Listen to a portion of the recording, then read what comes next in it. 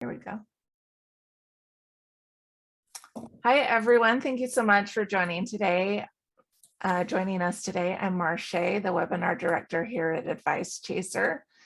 Before we introduce our guest and get started, I do need to do a little bit of legal housekeeping. Advice Chaser, the host of this webinar, is not a registered investment advisor. We cannot and do not give financial advice. Today's presentation is for educational purposes only and cannot be considered advice for any person's individual situation. Advice Chaser regularly hosts informative webinars such as this one, featuring a variety of knowledgeable professionals, many of whom are licensed advisors. Any opinions, ideas, jokes, or principles expressed by presenters are their own and, however true, funny, or interesting, are not endorsed by Advice Chaser. Please do not act on the information you hear today without consulting a qualified financial professional. Well, we are thrilled to bring you this educational presentation. Attendees are muted, but we do encourage you to ask questions using the chat box, and the presenter will answer those queries during our question and answer portion today. If you ask the question in the chat box and we're not able to get to it, go ahead and leave your phone number as well and an email address if you can too.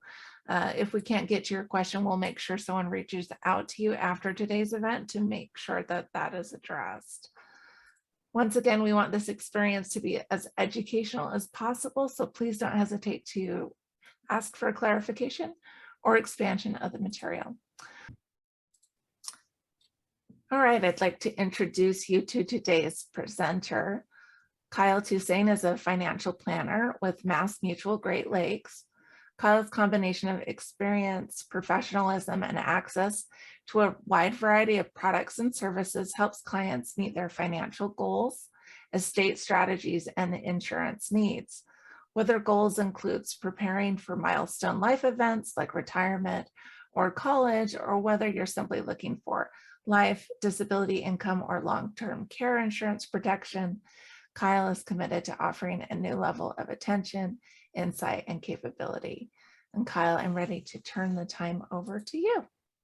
Excellent. Yeah, the goal today is to talk about different retirement slash employer sponsored plans. So the most common plan out there is called a 401k. And then a lot of people have what's called a 403b, a 457.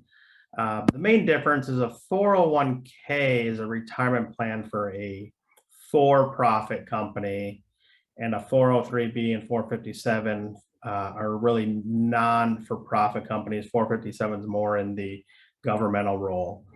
And then a lot of companies in the past had what's known as pensions. Pensions are really a thing of the past. They're still available in some government roles and in some high executive roles, but for the most part, pensions have really dissolved.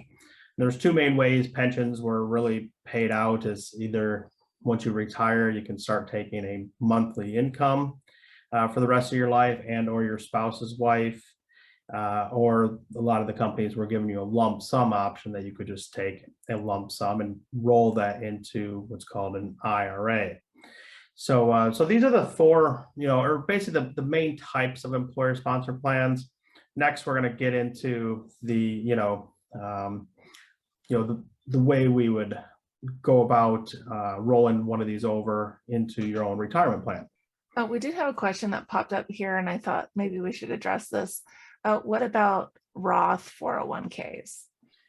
Yep. So I was going to get into that in just a little bit, but okay. Do you want them to hold the question, and we'll address so just kind of roll into the slides, and then I'll kind of get into it a little bit. Okay, great. Yeah. Okay, so when we roll over a 401k, we really have three main options. The main goal, and I'm the biggest fan, and most financial planners are the biggest fans of rolling money into traditional IRA or Roth IRA, depending on which dollars you had in your 401k. You have the ability to cash it out. I'm not a big fan of that for most people, unless you absolutely need the dollars, just because it's going to create a very large taxable event. And the the third option is you can roll it into an employer sponsored plan. So if you, so basically at that point, you would just take your rollover and just completely leave your old plan and put it into your new plan. So most people don't really know what their options are, and they just leave it as is. So that's, I guess, the fourth option is people just leave their money where it's at until they either talk to somebody or just get a little bit more educated on what their options are. So again, as a fiduciary financial planner, I'm a huge fan of the Roth IRA and the traditional IRA because they stand for individual retirement plans. And now the employer has nothing to do with it.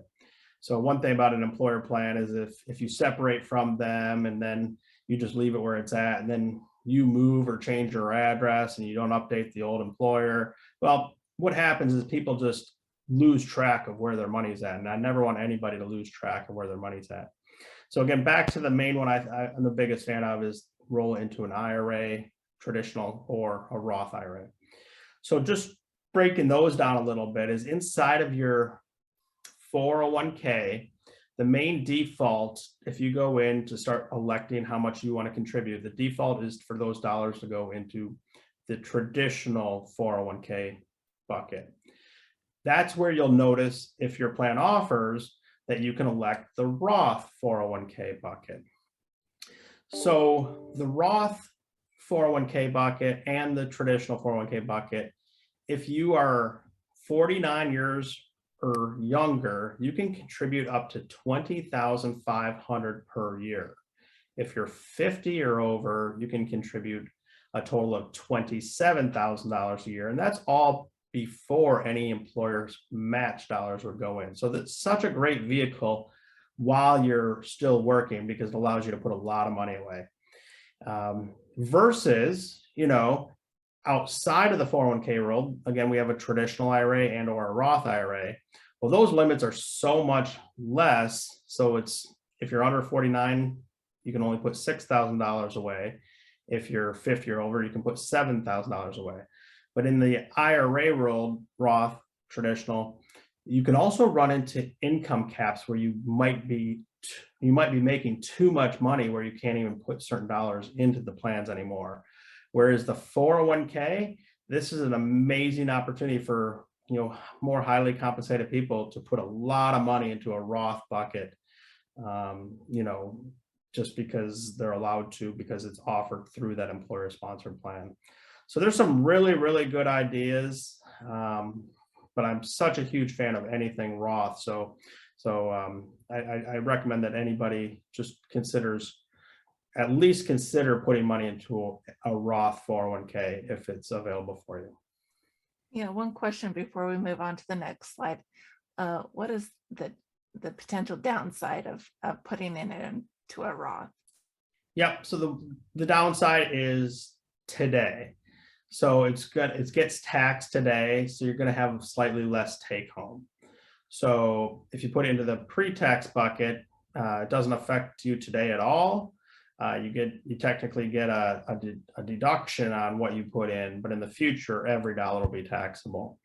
So that's the main downfall of putting money into a Roth 401k. But overall, it's a better deal because. Well, you just look at how many years you have to go, and historically looking at the stock market, is it typically moves up at about a 45-degree angle over the course of times. And we're going to go through bad times called corrections. But overall, the stock market historically has always moved forward. And just depending on how much time you have, what you put in there today could double, triple, quadruple, so much more. And to have those dollars all come out tax-free versus taxable, I think you're going to be really, really happy you made the decision once you're retired.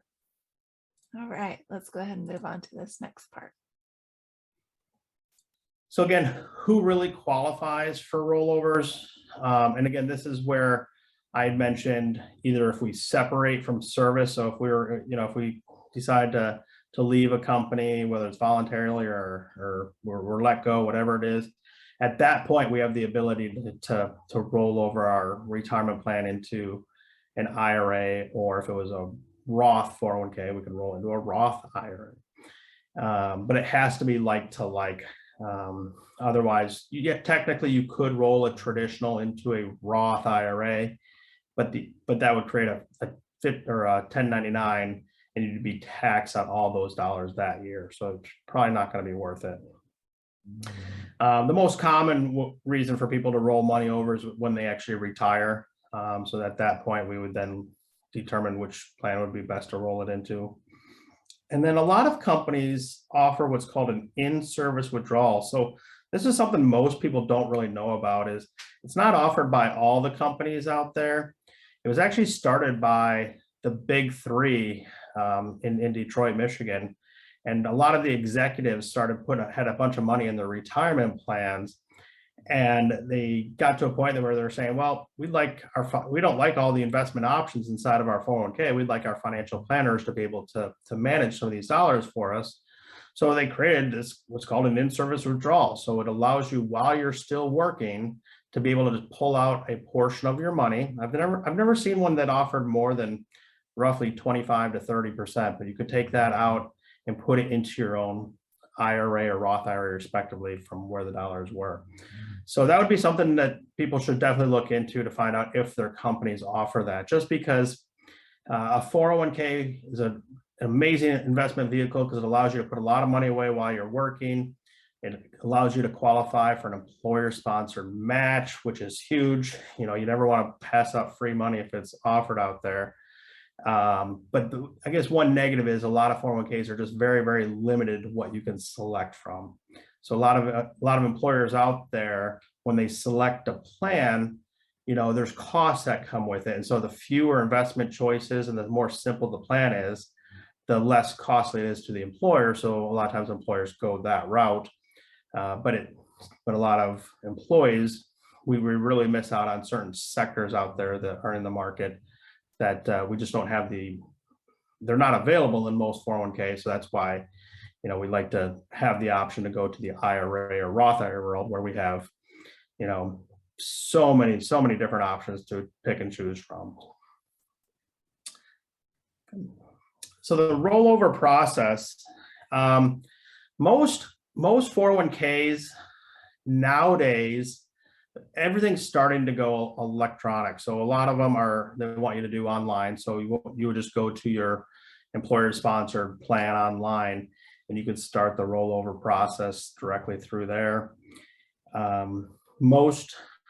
A lot of companies are going that route, but a lot of companies still have not gone that route because a lot of 401ks have what's called a third-party administrator that's the middleman in the process. And so a lot of them have to be still called in, or they actually have their own paperwork that's required. So from my experience, I've been doing this over 17 years. Most 401ks can still really be called in and don't require much paperwork.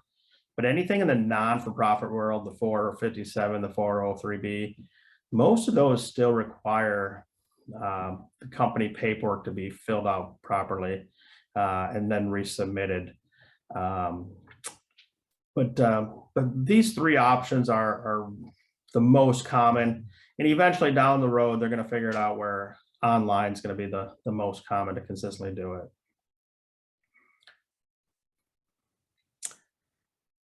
So where to invest rollovers? So once we roll something over, and again, when we roll something out of an employer-sponsored plan, 401k, we definitely we have to go into either a traditional IRA or Roth IRA.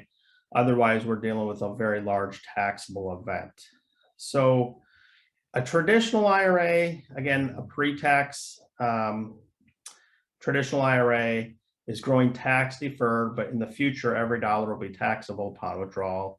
A Roth IRA will be, again, it grows tax deferred as long as we have been in that Roth IRA or 59 and a half years old, whichever is the later of the two. That's what makes the dollars completely tax-free. So there's many different options on what we can do is once we roll it into the IRA. So for example, we call in the 401k, roll it into a traditional IRA to whatever institution we decide makes the most sense. And then we decide what type of investment vehicle do we put our dollars into. So there's a lot of different options out there. A lot of people like to go into managed investment accounts or advisory level accounts. And that's just an investment vehicle that's managed by a financial planner such as myself. And there's many different risk levels that you would select. On average, a lot of advisors like to use a 5-point risk scale, 1 being more on the conservative side, 5 being more on the aggressive side, just meaning there's just more equity in the portfolio versus bonds. A lot of other clients like to go into things such as annuities. So there's a lot of different types of annuities, but for instance, if somebody, going back to one of the first slides when I mentioned the lump sum pensions, well, a lump sum pension, if you take that lump sum pension, that means that you're giving up a guaranteed income for the rest of your life and or your spouse's life. So the one good thing about looking at an annuity is we could put annuities do offer some guarantees. So that's a vehicle that we could add to your portfolio that would have a guarantee. So it could still create an income for both you and your spouse. But the good thing about a vehicle like this is, God forbid, you and your spouse pass.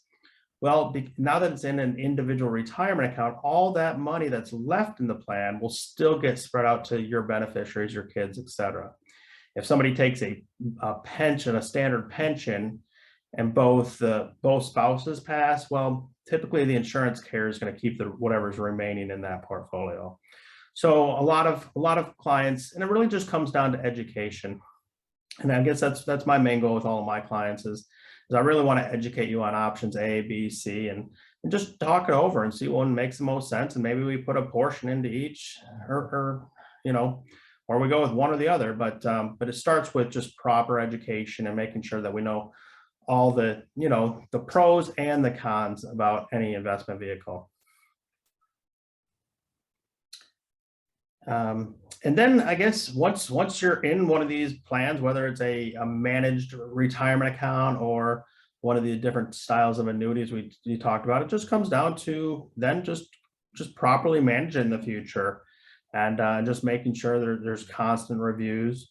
Whatever financial professional you pick and choose from, that should definitely be, the main focus is the review process, just to make sure you're consistently on track.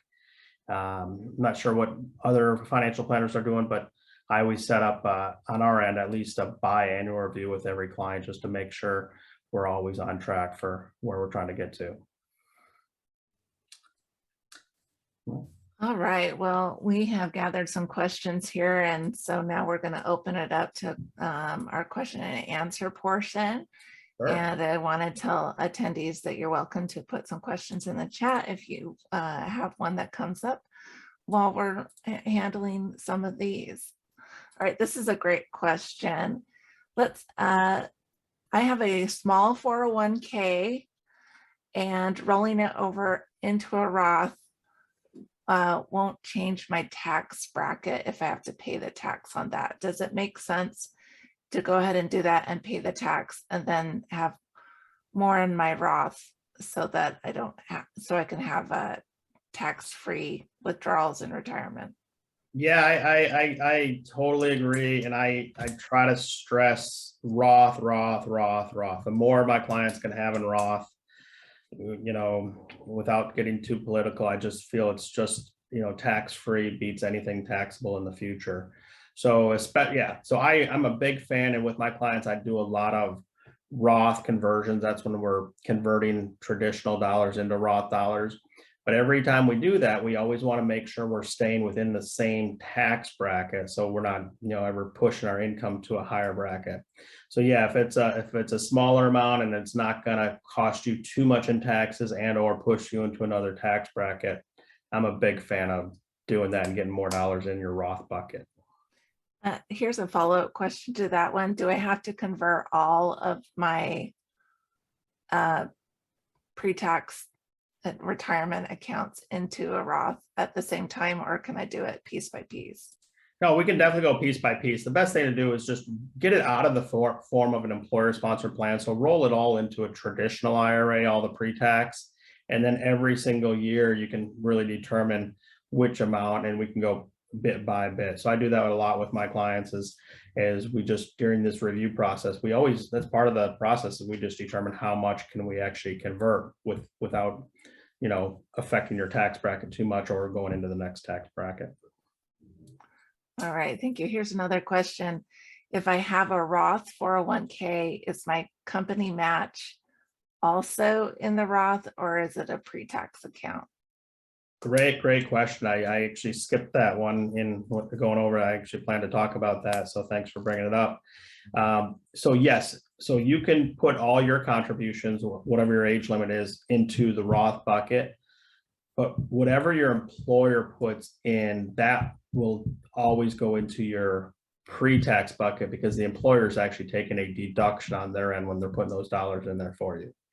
So yeah, so no matter what, if you're getting a match, you know, all of yours go into the Roth bucket, you're still going to have pre-tax bucket and the traditional pre-tax bucket just from the match dollars that go in from the employer.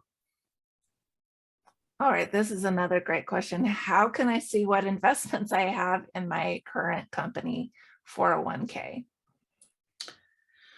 How can you see the investments you're in? How can I see what I'm invested in? Yeah, I guess they want to know what mutual Sure. funds, what ETFs, that kind of thing. Well, that's a good question. Pretty much every employer out there is going to hire a third party to run the 401k. For instance, a large company would be like Fidelity or Vanguard. And so if you have a 401k, you should have a website for one of these companies that you should be able to go to, so you can see what's going on a daily basis. So I set up a lot of small 401ks for small businesses. And when I set something up, the default for anybody, so not every participant wants to talk to me and determine, you know, which investments they should go in. So I always make sure there's defaults, and it's pretty standard for most companies out there. They're going to have what's called a target date fund, or they also call them age-based funds. So basically, when you sign up, it's going to select an age that it feels most reflects your future retirement date. And so that's usually the default, but then you should be able to go into your site and override that and select other investments. So you should have an a la carte menu that you can select from. So that should be available in pretty much all 401ks. Some government plans are going to only have a few different options. So they might have like 4 to 5 options that you can select from, and that's just how it is. But most employer-sponsored plans, 401ks, they'll always have a default that you'll probably naturally go into if you choose not to even look at or select anything. But you should have an a la carte menu to select from through your online website. All right, here's maybe a more advanced question. Then after this, I think we have time for one more question. This question says, I want to get my company matched, but I don't like the options that they have beyond that. Can I get my own retirement account and just use the 401k at work to get my match?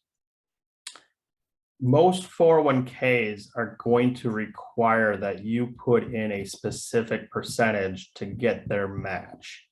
So for instance, if you find out that your match is 4%, and just using round numbers, $100,000, just because it's easy math, if you make $100,000 and your company will match up to 4%, that means that you have to put in $4,000 for them to put in up to $4,000. If you put in 8% or $8,000, they're still only matching 4%.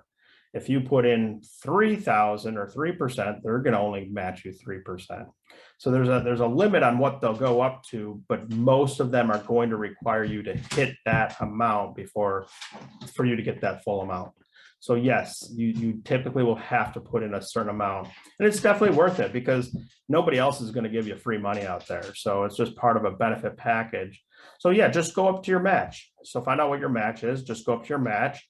And then you can look at other retirement vehicles out there, such as the Roth IRA and whatnot, where you'll have so many more options to select from because it's in the individual retirement world. All right, and then here's that last question before we have to end. Can you talk a little bit about how a 401k rollover can help hedge for inflation when you're just starting out in retirement? Well, just starting out in retirement, inflation is not the main concern. When you're starting out, typically the main goal is just long-term growth. So long-term, some of the top equities or large cap growth funds, mid cap, small cap funds, they just have so much growth potential, which typically will outpace whatever inflation we're at. Currently we're at just, crazy inflation. We went from basically zero negative inflation to 8.4% this past month. So we're definitely looking to see inflation start to come down just to keep up with every other country out there that's averaging close to 3.5. But the long-term way to hedge that, I'm a big believer, is to be in just good growth equities or stock mutual funds. All right. Well, thank you so much for everyone who's participated. I want to thank Kyle and the organizations that have made this webinar possible today. On behalf of Advice Chaser, we want to thank our participants and look to our website for the post of this webinar. We will be posting it there. Here at Advice Chaser, we're all about helping you find a financial advisor who's a great fit for your life and your financial questions. Our matching service is free to you, and every one of our advisor partners has committed to offer a free initial consultation to anyone we introduce them to. Find out more by going to advicechaser.com and clicking on the link to find an advisor. Once again, from Advice Chaser, thank you so much for coming, and we'll see you at another webinar soon.